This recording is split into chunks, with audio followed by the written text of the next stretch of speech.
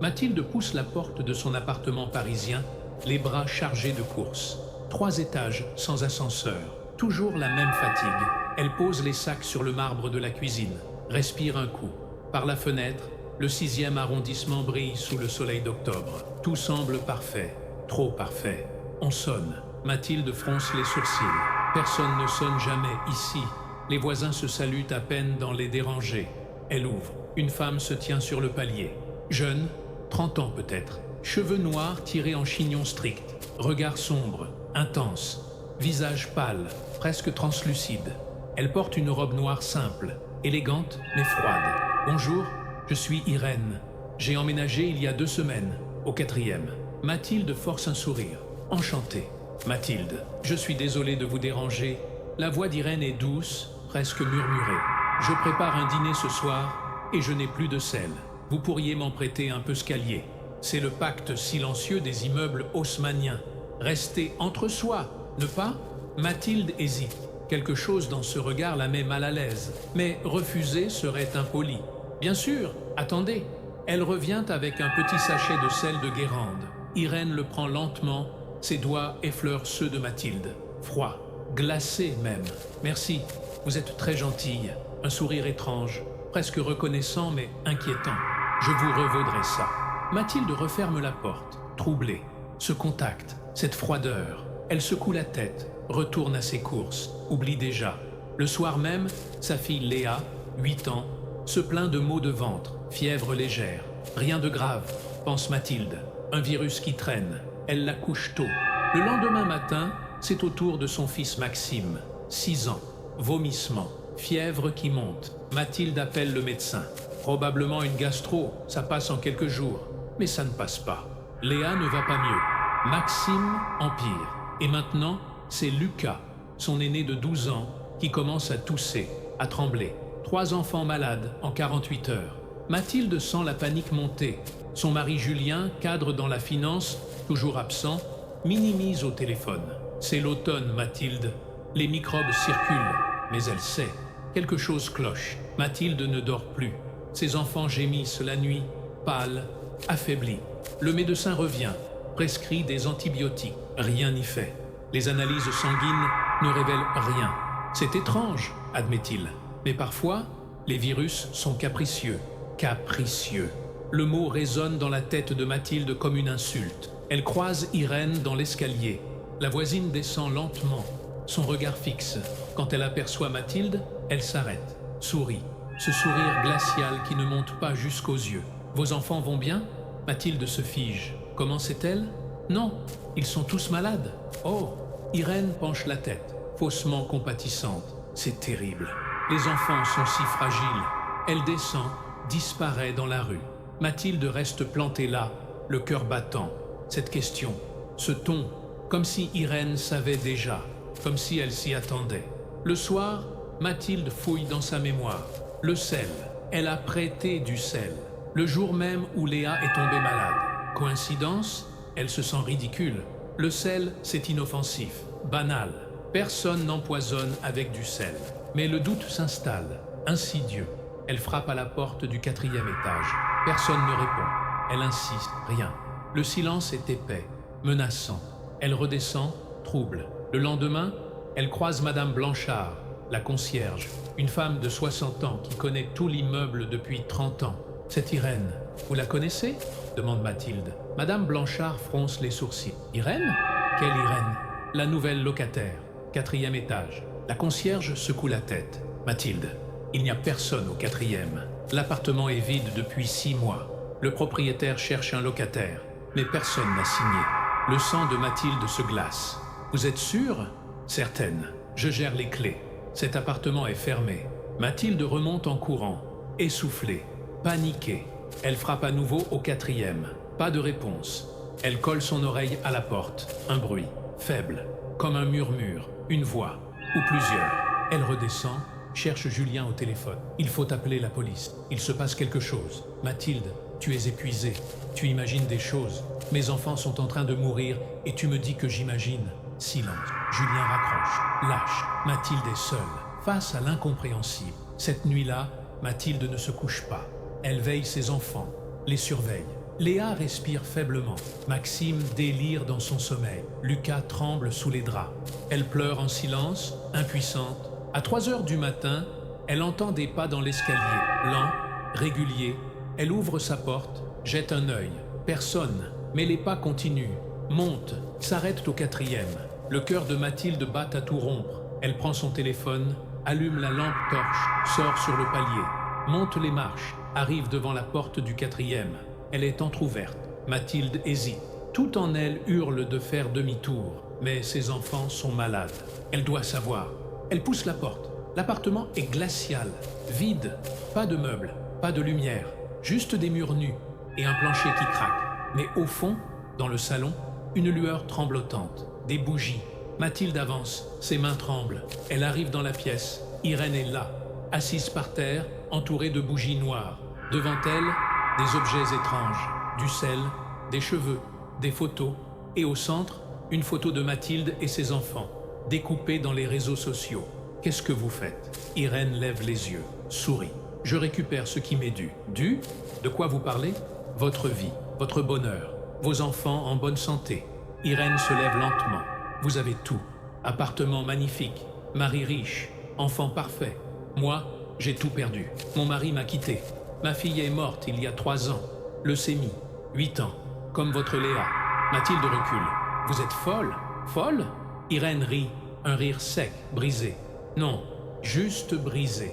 Et maintenant, vous allez comprendre ce que c'est de perdre.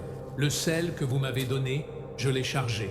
Rituels anciens, malédictions oubliées, vous avez accepté de me le donner. Vous avez scellé le pacte. C'est du délire. Le sel n'a rien à voir avec ça. Vraiment? Irène s'approche. Alors pourquoi vos enfants tombent tous malades depuis ce jour-là? Pourquoi les médecins ne trouvent rien? Mathilde tremble. Arrêtez ça. Arrêtez tout. Il est trop tard. Irène souffle les bougies. L'obscurité tombe. Le mal est fait. Mathilde se précipite hors de l'appartement, dévale les escaliers, claque sa porte. Elle appelle la police. Il y a une femme dangereuse dans mon immeuble, 4e étage. Mais quand les policiers arrivent, l'appartement du 4e est vide. Aucune trace d'Irène, aucune bougie, aucun objet. Juste de la poussière et le silence. Madame, il n'y a personne ici.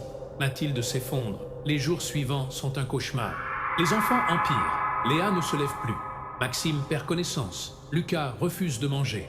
Julien rentre enfin, paniqué. Mais il est trop tard. Les hôpitaux ne comprennent pas. Les spécialistes cherchent. Rien. Mathilde sombre. Elle ne parle plus. Elle fixe la porte, attendant qu'Irène revienne. Mais Irène a disparu. Un soir, Madame Blanchard monte la voir. Mathilde, j'ai fouillé dans les archives de l'immeuble. Il y a 3 ans, une femme habitait au 4e, Irène Delacroix. Son mari l'a quittée. Sa fille est morte, leucémie, 8 ans. Irène a fait une dépression sévère. Elle a été internée. Et maintenant, elle s'est suicidée il y a 1 an, pendue dans cet appartement. Le silence est glacial. Mathilde blêmit. Elle est morte? Oui. Alors qui j'ai vu? Madame Blanchard secoue la tête. Je ne sais pas, mais cet appartement est maudit. Personne ne veut y vivre. Mathilde comprend. Ce n'était pas Irène, c'était quelque chose d'autre. Une présence. Un fantôme? Une malédiction? Peu importe. Le mal est réel. Elle retourne au 4e, seule, pousse la porte. L'appartement est toujours vide. Et cette fois, elle sent la présence, froide, oppressante. Irène, si vous êtes là, écoutez-moi. Silence. Je suis désolé. Désolé pour votre fille. Désolé pour votre douleur. Mais mes enfants n'ont rien fait. Ils sont innocents. Un souffle froid passe sur sa nuque. Une voix murmure « Innocent, comme ma fille. Je vous en supplie, prenez ma vie, mais laissez-les vivre. » Le silence s'étire, insupportable. Puis, une bougie s'allume, seule, au centre de la pièce. Et à côté, le sachet de sel, celui que Mathilde avait donné. La voix murmure encore « Reprends-le. » Mathilde s'approche, tremblante. Elle prend le sachet. Il est glacé, lourd, comme chargé de toute la douleur du monde. Je le reprends. La bougie s'éteint. La présence disparaît. Mathilde redescend, le sel serré dans sa main. Le lendemain matin, Léa ouvre les yeux. Maman? Sa voix est faible, mais elle est là. Maxime se redresse. Lucas demande à manger. Les médecins sont stupéfaits. On ne comprend pas, c'est un miracle. Julien pleure de soulagement. Mathilde sourit, épuisée. Mais elle sait, ce n'est pas un miracle, c'est un échange. Les semaines passent. Les enfants retrouvent leur force. L'appartement retrouve sa vie. Julien reprend le travail. Mathilde essaie d'oublier, mais elle ne peut pas. Chaque nuit, elle se réveille en sueur. Elle rêve d'Irène, de sa fille morte, de la douleur infinie d'une mère brisée. Elle comprend maintenant. Irène ne voulait pas tuer. Elle voulait qu'on la comprenne, qu'on ressente sa souffrance. Mathilde descend au 4e. La porte est toujours fermée, mais elle parle à travers. « Je sais que vous êtes là, Irène. Je sais que vous souffrez. » Pas de réponse, mais Mathilde sent une présence. Attentive. « Je ne peux pas ramener votre fille. Personne ne le peut. Mais je peux honorer sa mémoire. » Elle pose une photo devant la porte, une bougie, des fleurs blanches. Chaque semaine, elle revient. Elle allume une bougie. Elle murmure une prière. Peu à peu, la présence se fait moins oppressante, plus douce, comme apaisée. Un jour, Madame Blanchard lui dit « L'appartement du 4e a été loué. Une jeune famille avec 2 enfants. Ils emménagent la semaine prochaine. » Mathilde sourit tristement. Tant mieux. Le jour de l'emménagement, elle monte saluer les nouveaux voisins. Un couple charmant. La femme, Clara, la remercie de son accueil. C'est rare, les voisins gentils à Paris. Mathilde sourit. Prenez soin de cet endroit. Il a une histoire. Une histoire? Oui, mais elle est terminée maintenant. Elle redescend, convaincue. Irène a trouvé la paix. Mais cette nuit-là, en rangeant ses courses, Mathilde ouvre le placard de la cuisine. Et là, sur l'étagère du haut, elle trouve un sachet de sel. Pas celui qu'elle a repris, un autre, fermé, intact. Et sur le sachet, une étiquette, écrite à la main, avec une écriture fine, ancienne, pour Clara.